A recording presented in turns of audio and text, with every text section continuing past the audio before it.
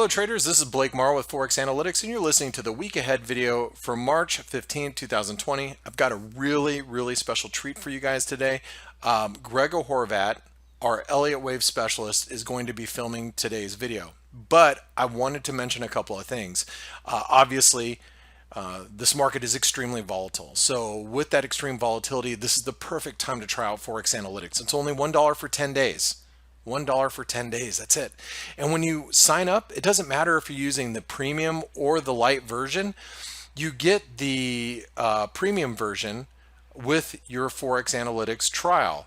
Make sure you download the mobile app so you have all of this functionality in your at your fingertips. All right, and all you have to do is click over here where it says go to chat room right here. Click on that icon. I'm in the chat room probably 12-15 hours a day, depending on the day, depending on what we've got going on in the evenings. But between myself, the rest of the staff, we have so many traders.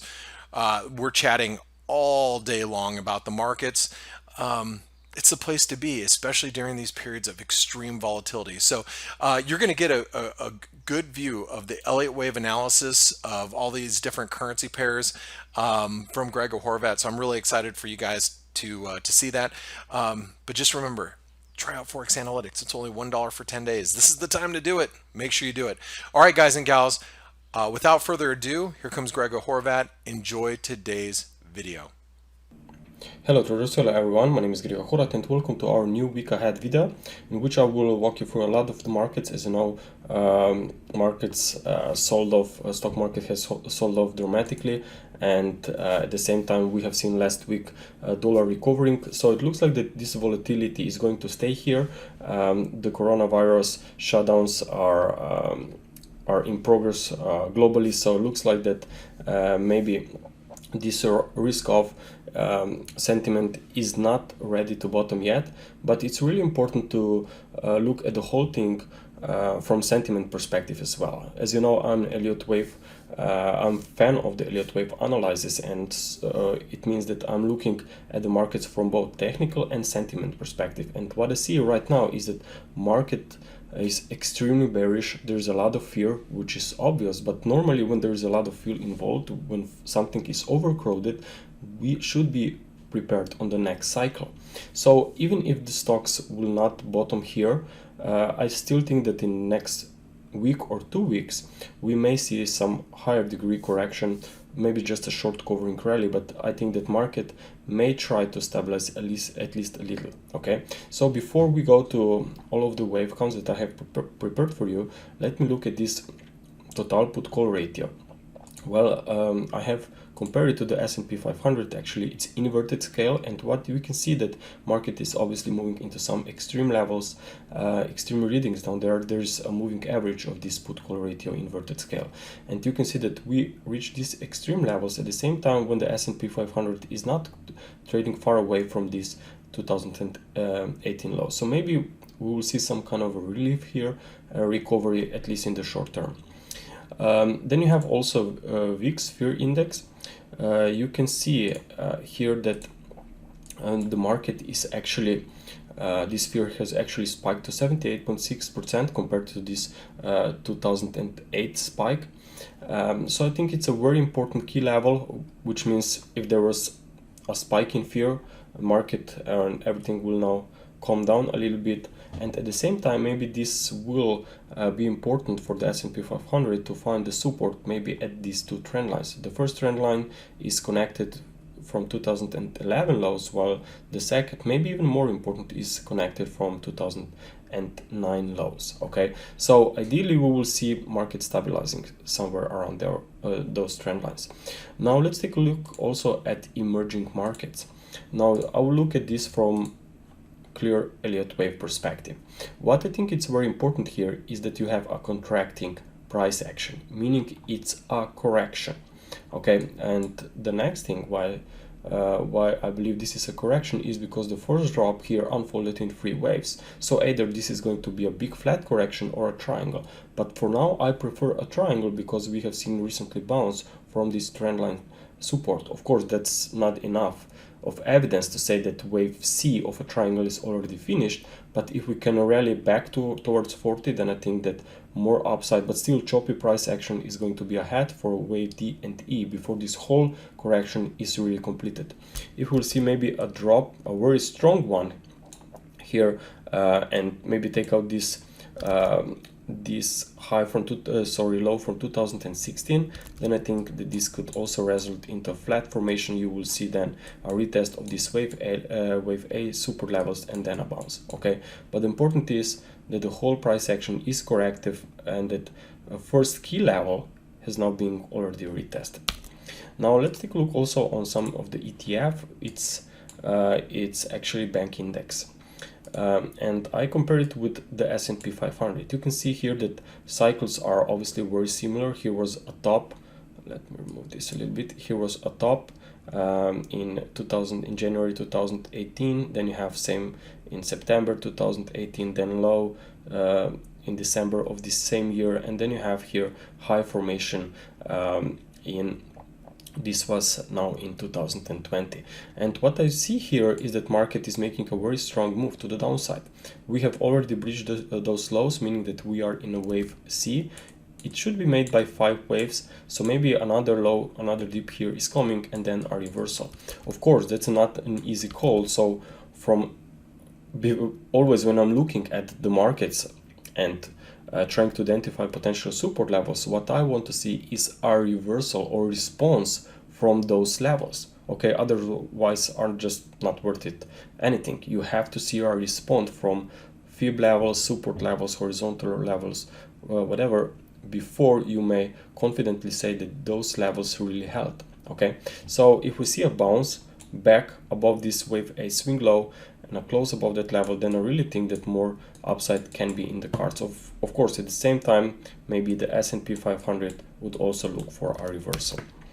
Now let's take a look also on the S&P 500 10-year ratio. I think that's probably the most important chart, the most important ratio that you should look for whenever you are trying to identify risk off or risk on mode. Well, what we see now is that from 2009 lows here, there was a very strong uptrend, and we are still trading well above this Elliott wave channel support line. So as long as that's the case, the big risk on move are still here, but of course there's a lot of fear involved in this current drop. Okay, but this is very normal for stocks. When stocks are falling, you will see a very strong decline because of fear. Of course, investors, traders, everyone are feeling much more secure and safe if they will have their money in cash. Okay, so obviously in risk of move, you see a very strong drop in price. Okay, because selling just causes more acceleration to the downside. But what is really important when I'm looking at this chart and the substructure is that you had here 3 waves drop for a wave A, and you had a 3 wave move to a new high. So always when you have a 3 wave move to a new high, this is not a top in place, but rather just a part of a complex correction. Also, you have here, as I mentioned, this trend line.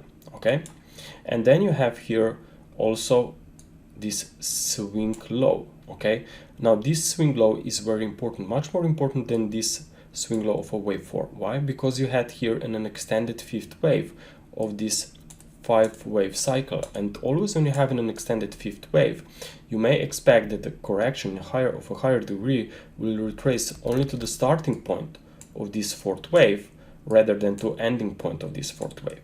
Okay, so everything is here and it's not far away. Maybe another retest and then we see a bounce. At the same time, we have to respect the yields. Where are yields currently trading, or the 10-year US notes? Well, we can see here on yields that actually market is maybe making a 5th wave.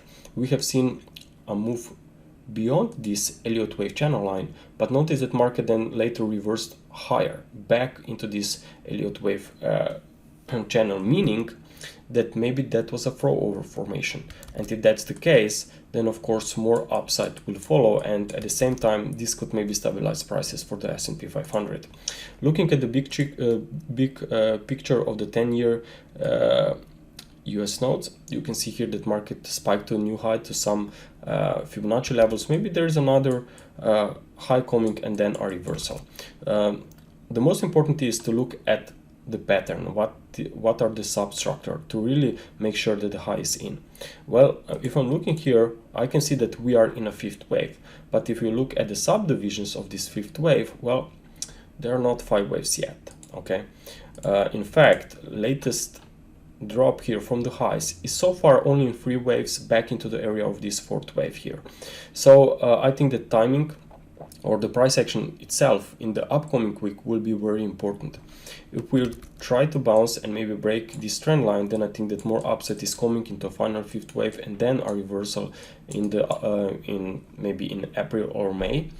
And at the same time, obviously, if this fifth wave will really kick in, the S&P 500 can retest the lows. Okay, if maybe we'll see straight move to the downside, maybe make an overlap with wave 1, then I think that that market is going much lower, the yields will bottom, and actually this could result for some very nice supports on the stock market.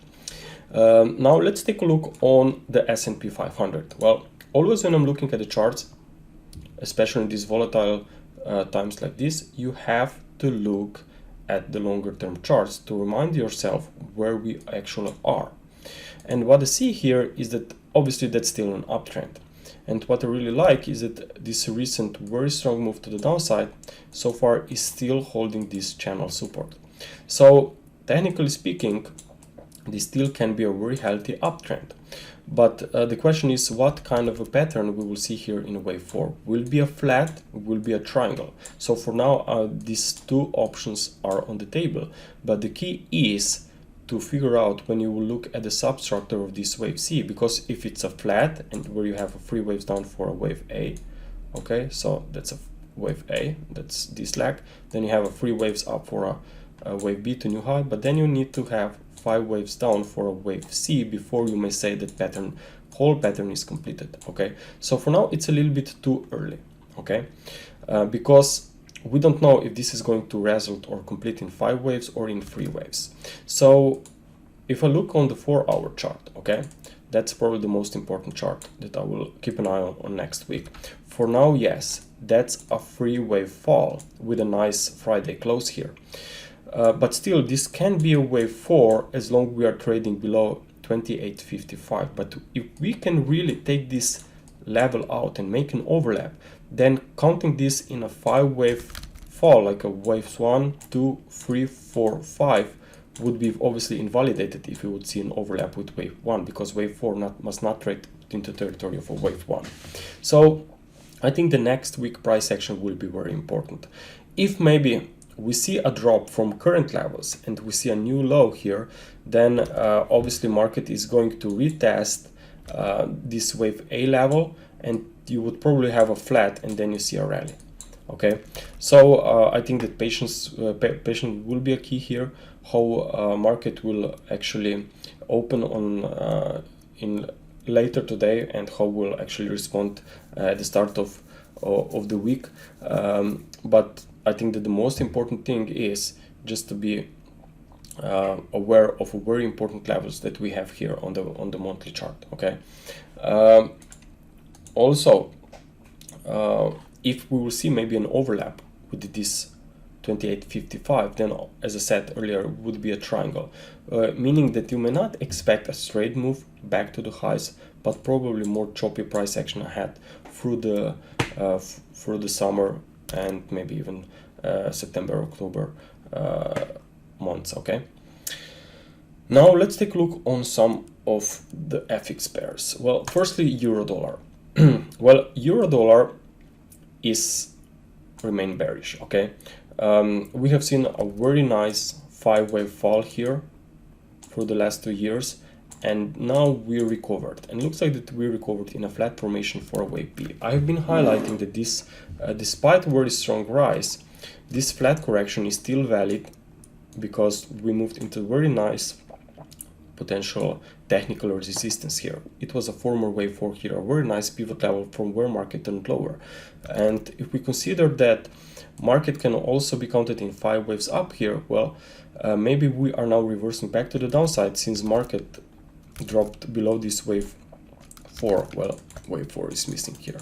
So in my opinion, there is a chance that euro dollar will see more weakness. At the same time, obviously, I see dollar strength against other currencies as well. Okay, so if I look on cable, now if you were following my analysis in the last few months, you know that I have been highlighting this trend line as a very important potential resistance. The same thing happened, like we have seen on the price action from the opposite side down there. Okay, it was also a nice trend line and we have seen a bounce.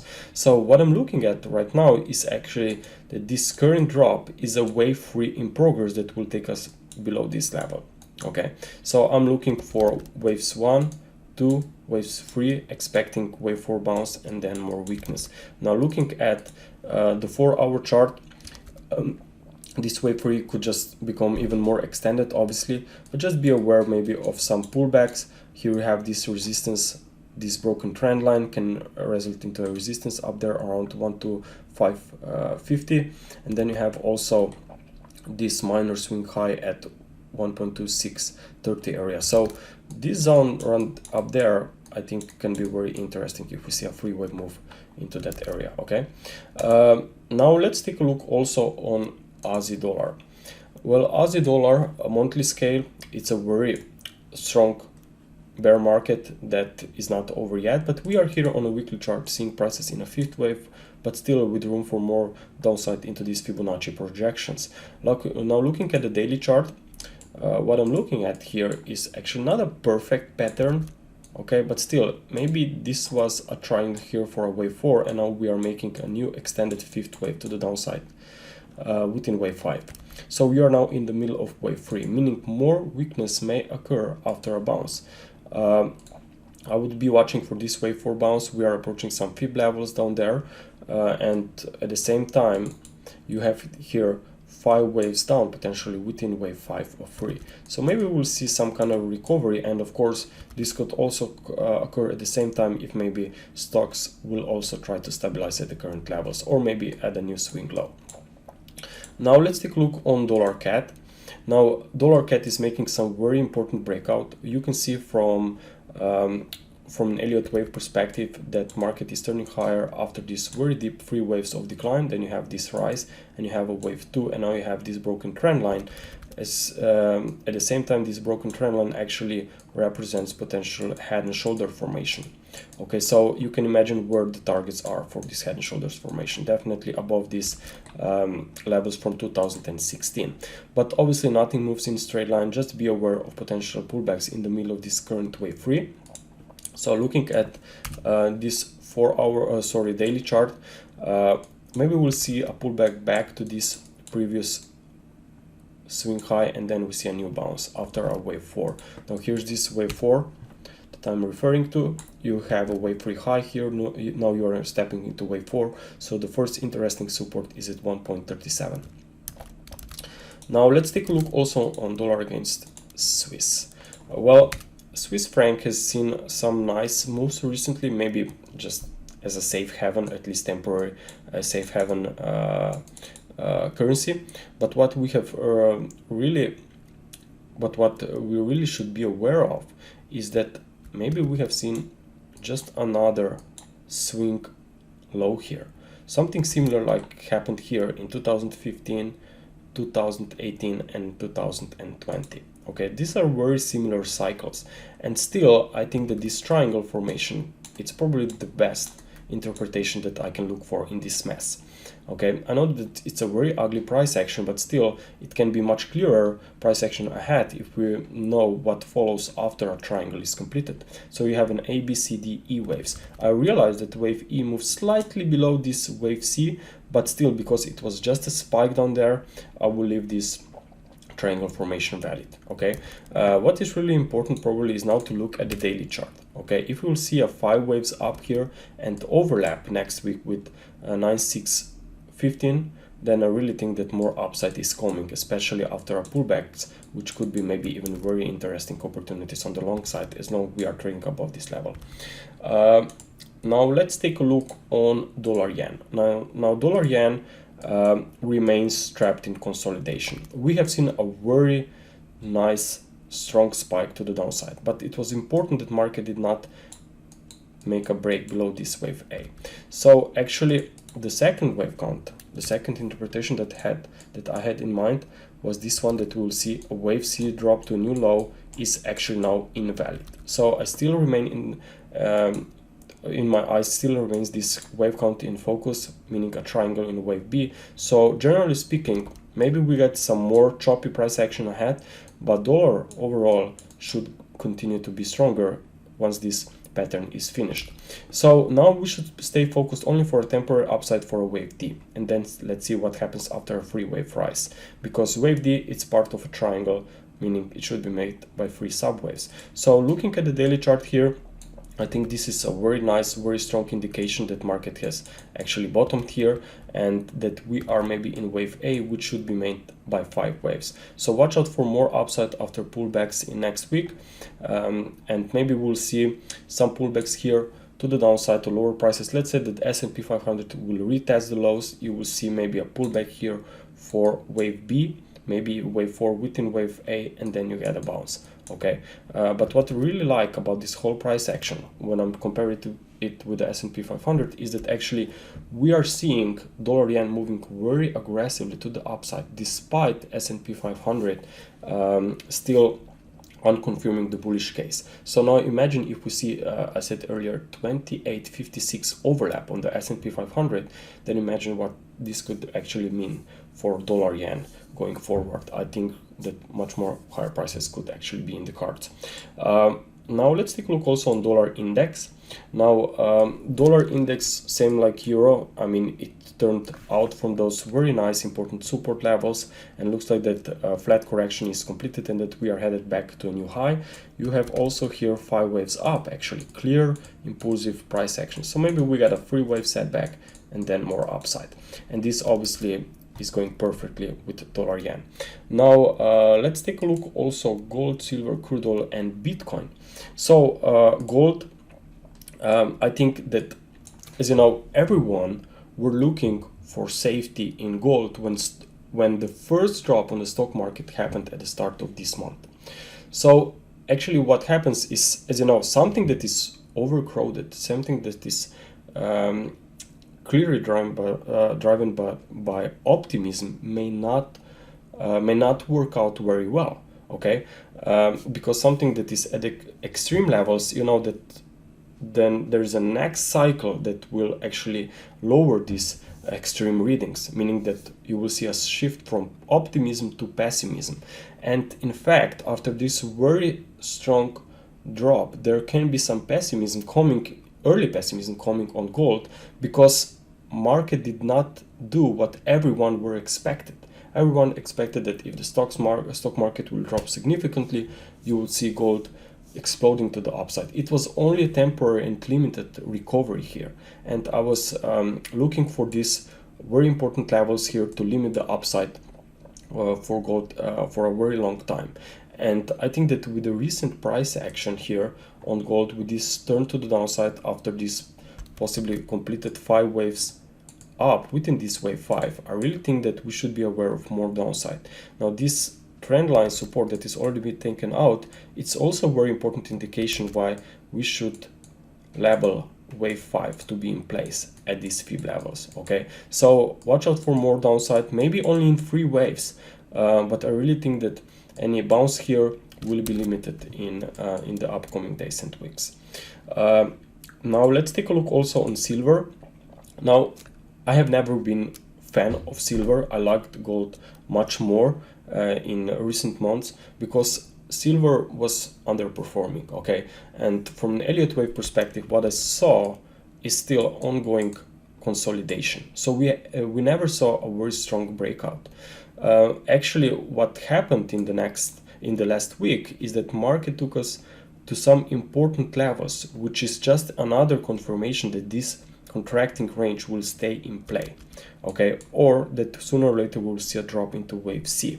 So what I'm looking at is an A, B, C, D, E triangle. Now wave E is still missing. Maybe we will see some temporary supports here at this lower trend line. Then you see a bounce and a new drop. Now looking at the daily chart, now this is very key level. Well, we must hold these levels here around $14. Okay, so as long as we are above that level, I think that there is a chance that you will see a wave E rally and then a drop. At the same time, maybe gold will also see a recovery. But my concern is, what if this triangle is already finished here, that this was wave D, this was wave E, and that we are now going lower? Well, I think that also an upcoming bounce would then be maybe sub wave 2, but again, you would still see a bounce. So no matter how I look at it, I think that this market remains bearish as long as we are trading below these 2019 highs. Okay, and just be aware of more weakness after a 3 waves of recovery. Now let's take a look also on crude oil. Crude oil, as you know, I've been looking for this ending diagonal and been expecting this wave C to the downside for a while, and looks like that this wave C is now already in full progress. This was wave A, this was wave B, retested this trend line, and now you have a drop for a wave C. Now wave C should then be made by 5 waves. So I'm thinking for a market to drop back to the lows here, maybe towards $20 per barrel, and then we see a recovery later this year. So don't be too quickly trying to call a bottom, but what is really important is to watch the lower time frame charts. Now I have here in the middle of this wave C that is in progress, I'm counting potential impulsive decline, and looks like this fifth wave of this recent shock is still not done. We have waves 1, you have a wave 2, you have a wave 3, you have a wave 4. Maybe wave 4 will move back into this gap, and then you have another shock coming.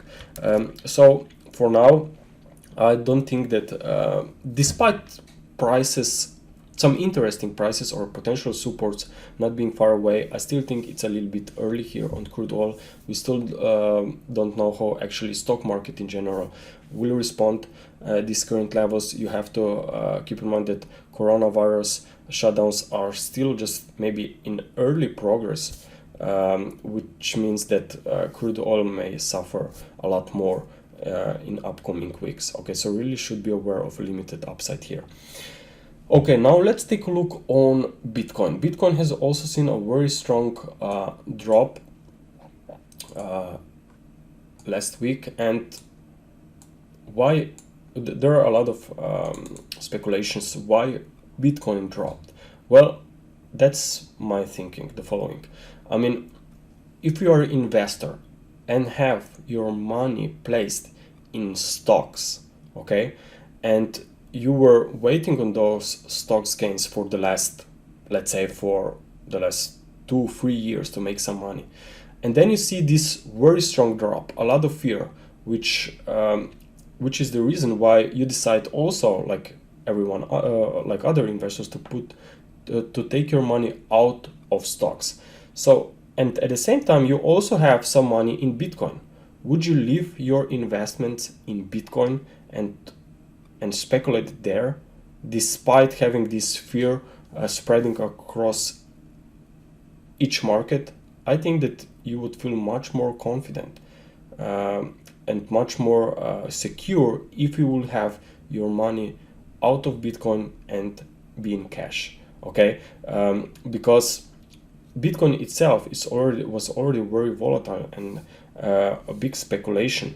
So in these very uncertain times, I cannot imagine if to have anyone to have some big investments in Bitcoin. So probably there were a lot of investments taken out of the Bitcoin, which was a result for a drop. But still, I think that Bitcoin on longer term scale, maybe we are just still going to consolidate, but I think that there are some very interesting levels around 3,000.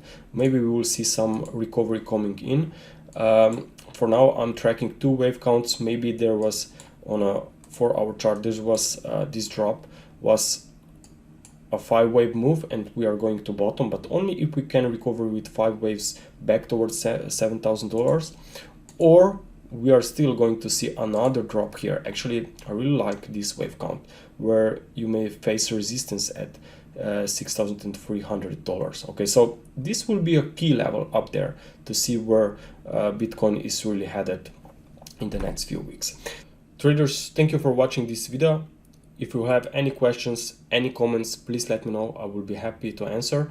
More importantly, in the upcoming week, make sure to trade with stops, make sure to trade small, or maybe even better, just wait on markets to stabilize a little. Okay guys, enjoy your day, enjoy your trading week. Talk to you soon. Bye.